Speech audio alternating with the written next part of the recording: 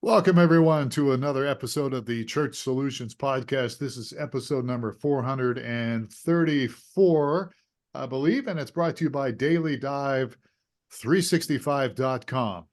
Check it out. It's a brand new product out there called DailyDive365.com. Preach once, inspire daily.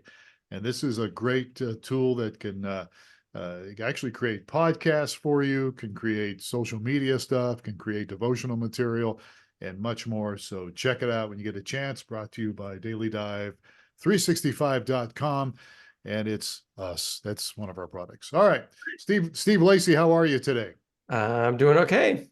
All right. It's good to have you here. We have a guest, but before we get into interviewing our guest who's returning with us, we interviewed him last year. Um, we have a webinar coming up, and it is going to be June 18th. So that's coming right around the corner here. If you're listening to this before June 18th, we'd encourage you to go to webinar.streamingchurch.tv. The webinar is called The Easy Button for Transforming Sermons into Podcasts. Podcasts are quite the popular thing today. Steve, you've been listening to podcasts for a long time, haven't you? I have. I used to have a long commute to my workplace, and I joined an audio book club back in late mid 90s.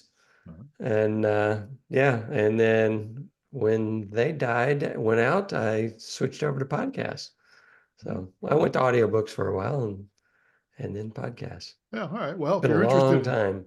if you're interested in podcast, go to webinar.streamingchurch.tv. Sign up. It's a free webinar. It'll be about a half hour long with some Q&A after that. And I think you might like it. The easy button for transforming your sermons into podcast. Also want to remind folks that we are kind of starting a series that we're kind of dropping in and out of the next 6 months or so. It's called Coffee with a Pastor. So if you're a pastor listening, we would be very interested in interviewing you. Or if you want to nominate your pastor to be interviewed on the Church Solutions podcast, just reach out to us at streamingchurch.tv, and we will interject some of these interviews throughout the year. All right. So enough of this. Let's get on to our guest today. He has a rich 25-year history in Christian media. Brings a wealth of experience to assist church leaders in maximizing their digital ministry's influence. And his global journeys involve collaborating with renowned Christian figures, as well as producing some extensive Christian television content. He's earned some accolades throughout his life doing this kind of work.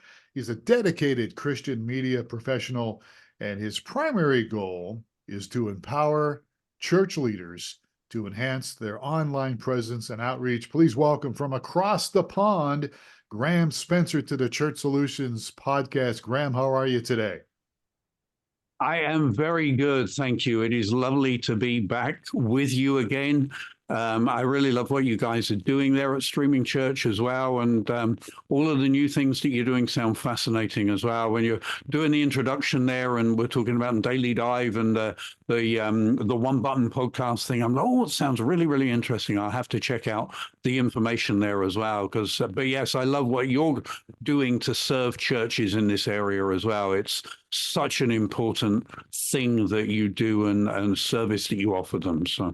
Well, thanks, Graeme. We appreciate that. We appreciate you and what you've been doing over the years. So Steve's going to ask you some questions, but before, and I'll jump in, of course, to interrupt things and derail the interview. But I do want to start off we're going to talk about digital ministry assessment today. And you have a tool out there to help churches really with analytics and understand get an assessment of what their digital ministry is like. So let me just start off the questions here by asking, first of all, what is this digital ministry assessment thing, and why in the world should I even care about it? Absolutely. So I think where it really has come from is particularly in the last few years, post-COVID, I've been working with and helping churches figure out digital ministry. The bottom line is, and I know you guys believe this because of what you do, one of the most effective ways of reaching people today is through digital, through online platforms, all of those kind of things. And I think I would say that as a church, if you are not in that space, you are missing a massive opportunity to impact the lives of people. Now, we don't do anything like digital ministry and that for our own benefit. It's about connecting people to the heartbeat of God, Jesus, and all that he has for them. And I think if you're not in that space of digital ministry, then you are missing out as a church. So that's the passion of what I do and why I do it, is really helping churches establish a digital ministry presence and do it well. And where the assessment came from has been through a journey of talking to churches. And frankly, many of them have started in this because of COVID potentially or whatever. But very few of them are really either thought through a strategy or where they want to go with it. And, they're doing the same thing that many other churches are doing. And some of it just doesn't work for them. And they're frustrated and they're wondering why it's not working. So the digital ministry assessment is designed for any church. It's a completely free tool to take the assessment and figure out where they're at in their digital ministry. But not only where they're at now, but also really identify where they want to go to and then give them some practical things that will help them on their journey. So that's really the heartbeat and passion behind the digital ministry assessment tool that we've developed. Yeah. I think a lot of churches, like you said, have been kind of thrown into this unwillingly. We had, I think it's just unofficial stats that maybe 20% of the churches were streaming their services regularly prior to COVID.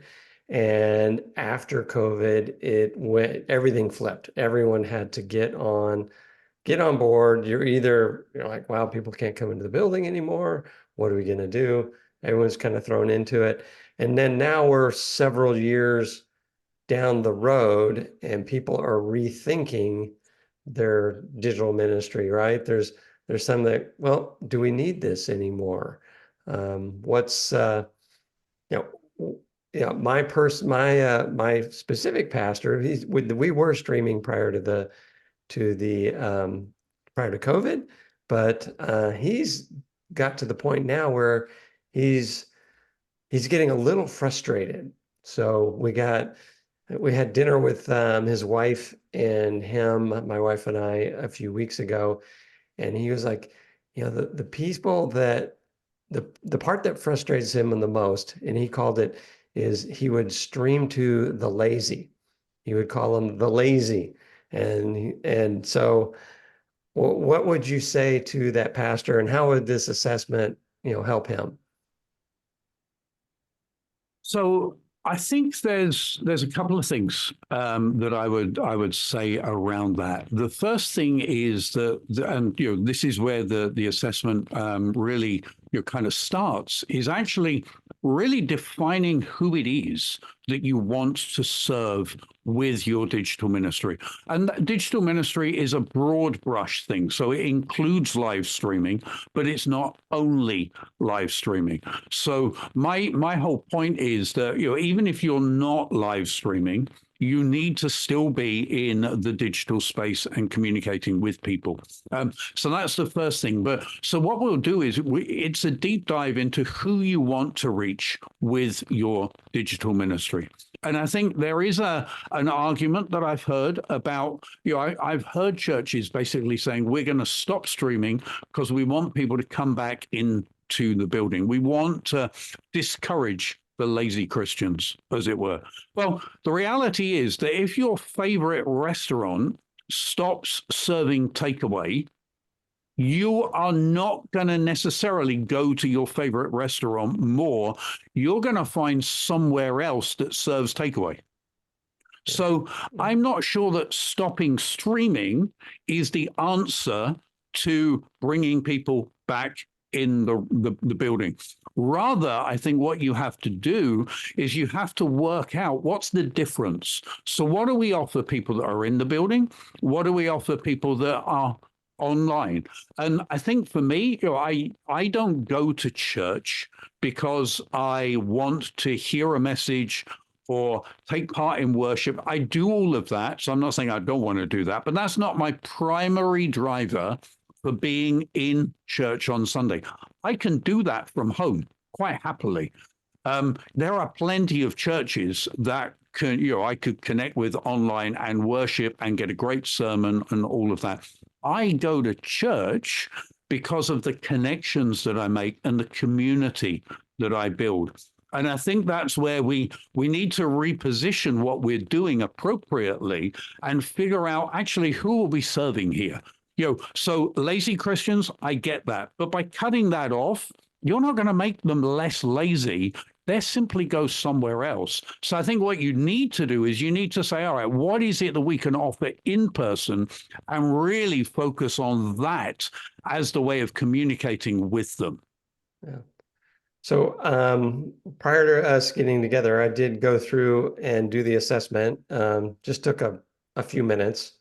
And then it puts together a report for me when I'm done. So tell me a little bit about what I'm going to, what someone would get out of that assessment. Absolutely. So it will take around 10 to 15 minutes to do the assessment online. And so there's a little bit of, as it were, demographic data about where you are, who you are, how long you've been in ministry and all of those kind of things. But then you get into the core of the assessment. And the assessment basically walks through 5 different areas. And there are 5 questions in each of those areas.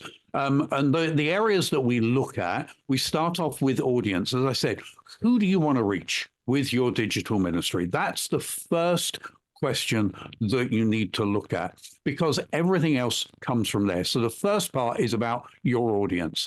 The second part then talks about your strategy.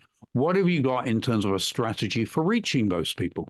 The third part looks at your content and what you're then saying to people, what you're communicating to people.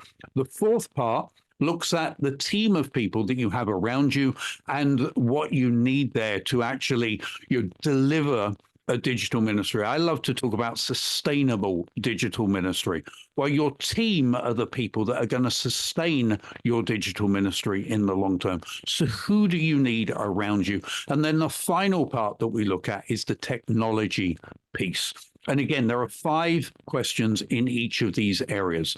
The idea is at the end of that, give us your email address and we'll email you a report based on your specific answers. So you get a kind of grade of bronze, silver, and gold on your overall state of your digital ministry.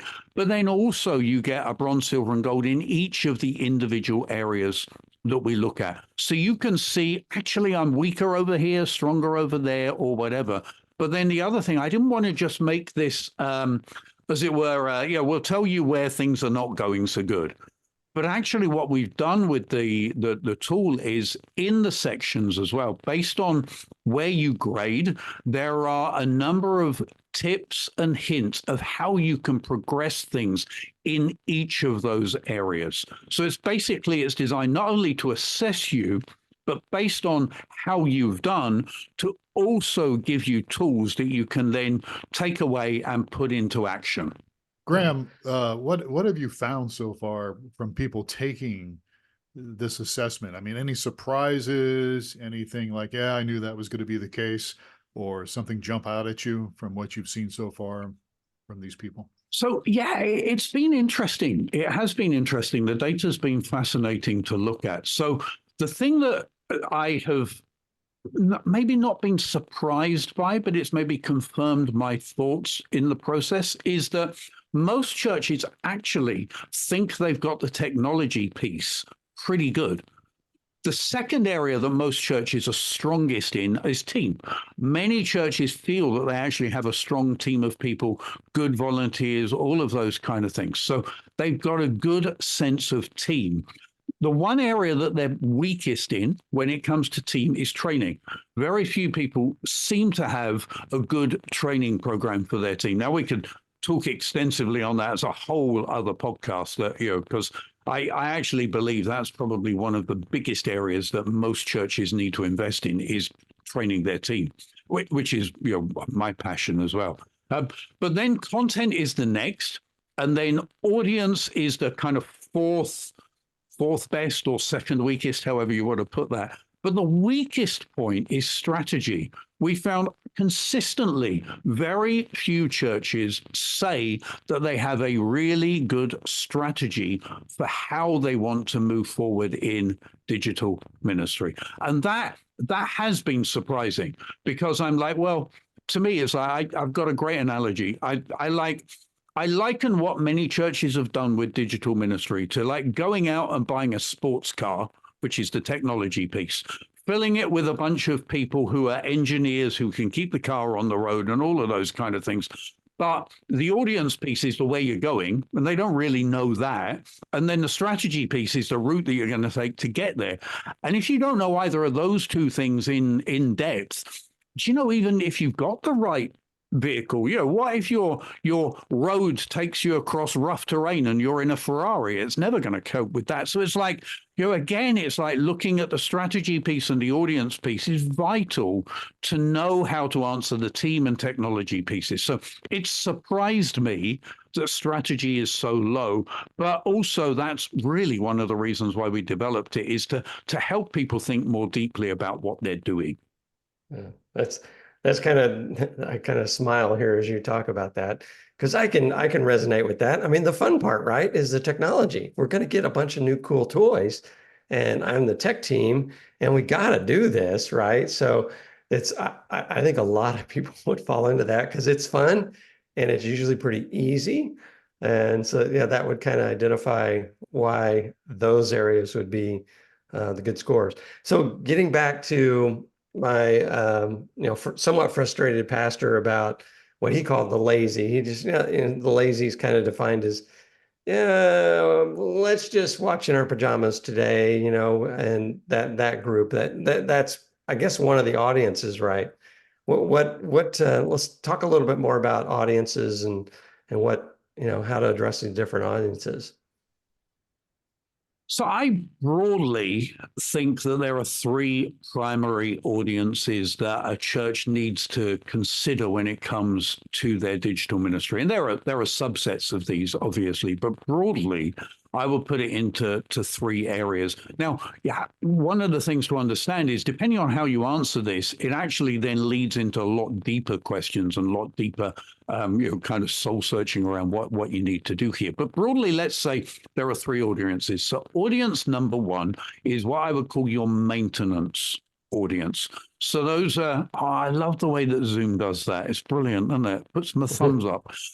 So audience number one is what I would call your maintenance audience. So those are people that are probably already in the church, connected to the church, maybe the lazy church people or whatever, but they already have a decent connection with you. They're not going anywhere. They're consuming content that you're putting out there. They're loving your live stream, all of those kind of things. And to them, it's about being part of something. So that's maintenance. The second one I would say is what I call ministry. And that's maybe people that are on the outskirts of the church, or maybe geographically are, looking for a church in your area, or perhaps have a deeper need for discipleship. Or, for them, that audience, maybe it's more about actually the content and what you're saying and how you're then offering them the chance to interact and get prayer and get ministry and those kind of things. So you've got your ministry audience. And then the third audience is what I call the missional audience. And that could be anyone, anywhere, who doesn't have any kind of relationship with Jesus or the church, and they're hungry for something. They're hungry for a deeper meaning in their lives. And that's your missional audience. So those are kind of my broad brush audiences that I think most churches are going to be looking at one of those when it comes to serving their digital ministry. Yeah, I would think every church would have a percentage in each of those areas. I know, one of the stats that I quote from a while back was you talk about the missional group, and that manifests itself in new members in the church. So at our church, we have a new members class. And one of the common questions they ask is, how did you find the church? And it was like 80% of the people where I found them online. I went onto a live service. I saw that this church was healthy for me and it was a good fit. And so I decided to walk through the door eventually. And then now I've committed to membership. And that story was very common. So I guess that's, so you have these different audiences, and I assume depending on the audience you want to emphasize, you're going to have a different strategy. Tell us more about that. Yeah, exactly. So I like to, I'm full of analogies. So I am Mr. Analogy. But a great analogy that I like to consider when it comes to the audience that you're trying to reach is like if your house. So it's a good way of seeing this. So let's say you have some friends coming around for dinner tonight, or your family are coming around for dinner tonight, or whatever. So that's in my terms, that would be your maintenance. Those are people already connecting to you. They know who you are. They know what to expect when they come in, all of those kind of things. So you've got your maintenance audience. They're the people that know. So in terms of the house, you may go through and do a quick tidy up, maybe a quick hook around with the Hoover and, clean the bathroom up a little bit, but you're not that bothered because the people that are coming in kind of know you, it's casual. They're kind of like, they're in a good place. So you don't have to do too much to keep those people with you. When it comes to the next level up, which is the ministry audience, it's kind of like having people that maybe you know a little bit, but you're not that friendly with coming around to the house. And it's like, well, actually, we want to create a good impression. We want to make sure all of the kids' toys are tidied away. We want to get all of the junk out of the living room. We want seats that people can sit on rather than piles of books on them. So you do a bit more of a deep dive. You definitely clean the kind of the bathroom up as well, and all of those kind of things. So you take more time over the preparation and things. So in terms of digital ministry, that audience needs to have a higher level of quality engagement because actually they're not sure. It needs to be something that they can really see is good for them, if you know what I mean. And then your final one, the missional one, is the way I equate that is actually you're trying to sell your house. You want to sell the house and move somewhere else. Well, in that case, you may do a complete spring clean every part of the house, paint the walls up, do all of those DIY projects that you've never got around to do, and all of that, and make the house really attractive. And that's, I think, what we have to do if we're mainly targeting a missional audience. We have to do something that when people look at it, and you guys know this from, I'm sure, the churches that you talk at, if someone doesn't get grabbed by your content, if they don't know you, within that first, kind of 30 seconds, you've lost them. They're on somewhere else. So you have to pitch everything. If you're going after that audience, quality is vital, content is critical, and the way you present all of that is really, really important as well. So that's why I think it's really important that we define who our audience is, because then it really informs everything else that we do. That's a great analogy. Hey, we're running out of time here. Let me just jump in here real quick. And we're talking about the digital ministry assessment. And there's people listening to this, Graeme, and they're thinking, all right, well, maybe I should take this. So how can they take it? Where do they go to take this assessment, this digital ministry assessment? Okay, so it's an online tool. So it's digitalministryassessment.com is the website for it. So you go on there, as I say, it will take you about 10 to 15 minutes, and you fill that in and you answer the questions. And it's not like you have to come up with detailed answers or whatever. Everything's graded on how would you grade yourself, 1 to 5 on each of these things. So it's a really easy thing to do. I do advise to take some time and do it, thoughtfully as well, because you're going to get a report that actually is tailored to you. So you want to get the benefit out of that. You really want to know where you sit on all of this. So you go through, you do the assessment, put your email address in at the end, and then the report comes to you completely free. It's about a 22-page report, goes through each of the areas, what your, what each of those areas is all about, where you fit. And as I say, the helpful hints and tips as well that can give you the next steps to take in each of those areas, so you can then improve what you're doing. Because it's, we all want to get better, and that's really the aim of the assessment tool. Is, all right, where are you today, and how can we help you get better? I would just mention one thing that a number of people have said to us is, this is fantastic, but how do I do this? It's like, so we give them the hints and tips, but how do I actually do this? So one of the things we do is we offer a call with people, but we're also working on a e-course that will go alongside the assessment, that people can basically do the e-course and understand how to implement the things that they figured out. It's not ready yet, but if you do the assessment, we'll let you know as soon as the e-course is available to buy. So, we're working on that, and we're about 2/3 of the way through. So one of the things that's becoming apparent to me, it seems like the average church is doing everything backwards. As for they're going out and buying equipment and doing, and then going from there. Whereas it seems like there's probably a logical flow through this. I mean, in my mind, correct me if I'm wrong, I would think you would kind of start with audience and kind of figure out, what's my audience, or where I want to be, where I want to go. And then I would put together a strategy, I would assume. And some of the other things I'd start doing later, right? I got my strategy figured out. And if I'm 100% focused on the missional crew, that may have an influence on what equipment I buy, what team I put together. Do I want the techie guys, or do I want the graphic artists? So elaborate on that.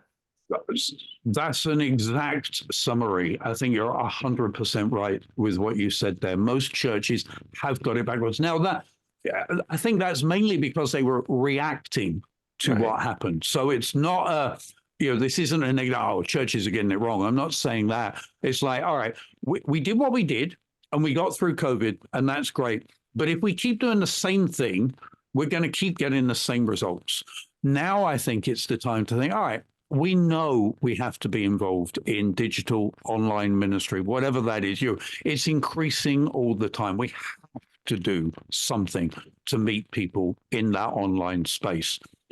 But now's the time to look at what that looks like for you as a church as you move forward. And you're 100% right. A lot of people have gone out, they've bought gear, they've got people around them. But I think one of the things that I'm seeing increasingly is that the leadership's frustrated because it's not really doing what they want it to do anymore. But they've spent all of this money, they've got all of the gear, but it's not actually that hard to go through the process and figure out, actually, what could we do that's different from what we're doing, but based on, all right, who do we want to reach? What's our strategy for reaching them? What do we want to say? The content piece that we communicate to them. Therefore, who do I need around me to develop that content, deliver that content? And then finally, great, I've got all of that worked out. What gear do I need? So you're 100% right that most churches have gone the gear route, they built a team, and they're like, now what? Yeah. So that's really what we're talking about, is flipping that around. And there's probably a big opportunity as well with churches, because right now there was like, well, I got to stream my service, so I put a camera in the back and I stream the service, right? And it's just I'm just streaming what's going on in the building, as opposed to, if I want to address a particular audience, I may change the way I put the content together. And how would there may be, what are some options with the content? Well, I mean, so I'll give you an example. So I had a conversation a couple of weeks ago with a friend of mine who's doing an online streaming service. And he asked me to take a look at it and give him a critique on it and stuff as well. So I did that. And one of the things that I noticed is that the quality actually of what he's doing is well lit, it's simple. So he's not doing anything difficult. So he's doing something that he can do now, which is really good. But there's these big blocks of time that actually has like just nothing in it. So dead time on air is tune out immediately. So one of the things I recommended to him was, do you need to live stream your service? Or could you actually record it and cut it down and edit it into a much better product that will be much more effective for your audience? Now, he basically said to me, actually, we live stream because we got people in our in our church who can't be there because of ill health, and we want to serve them. So I was like, all right, keep live streaming. You've thought through who your audience is and why you want to do it, and that's absolutely fine. But for some churches, that might not be a priority. For the lazy Christians, maybe that isn't a priority. And actually, you could produce a much better service by not live streaming it, but by cutting it down. Or, and I know we were short on time a while ago, but the other thing is, have you thought about creating story video and using that in social media feeds and online feeds and those kind of things that actually would be much more, and this, please, Pastor, if you're listening to this, don't take this personally, but a 3-minute story video that would be actually much better and more effective than a 30-minute sermon at getting a point across. So again, it's thinking through what's the right strategy and the right approach for me. And you're 100% right in what you're saying. It doesn't always have to look the same for every church. Yeah, and you could do both. I mean, you could still live stream and then take that content and edit it and cut it down and put it on social media and put it on your website and those kind of things. All right. 100%. And that way you reach different audiences. So you're absolutely right. And you mentioned earlier, I think at the start, about podcasting and your one-click button for podcasting. That's a fantastic way to reach a different audience again as well. So I love what you guys are doing here to allow churches the kind of the facilities and the technology piece that they need to actually make these things work. So, there's multiple ways of reaching people.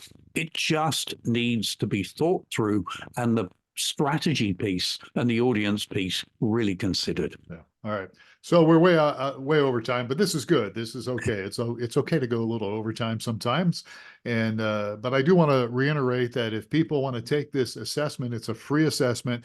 They can go to digitalministryassessment.com, and that gets the ball rolling, and then people can connect with you and get some information there. All right, good. All right, so we're out of time here, but we do appreciate everybody spending a little bit of time with us. Graeme Spencer has been our guest today, and we're glad to have you here with us again, Graeme. Thank you so much for your time. It's been my pleasure. I've really enjoyed it. And as I say, I love what you guys are doing to help the church be more effective in this area as well. All right. And Steve Lacy, of course, has been with us. Steve, thank you for your input. And folks, check out our sponsor, dailydive365.com. And Graeme alluded to the easy button for transforming your sermons into podcast. Well, that's something that the dailydive365.com can do. And check it out if you get a chance. All right, we're out of time. I'm Phil Thompson on behalf of the whole team here. Thank you so much for spending a little bit of your time with us today on the Church Solutions Podcast. Be sure and subscribe to us. Give us a rating if you can, and catch us again on another episode. Please take care of yourself and each other, and we'll catch you again soon.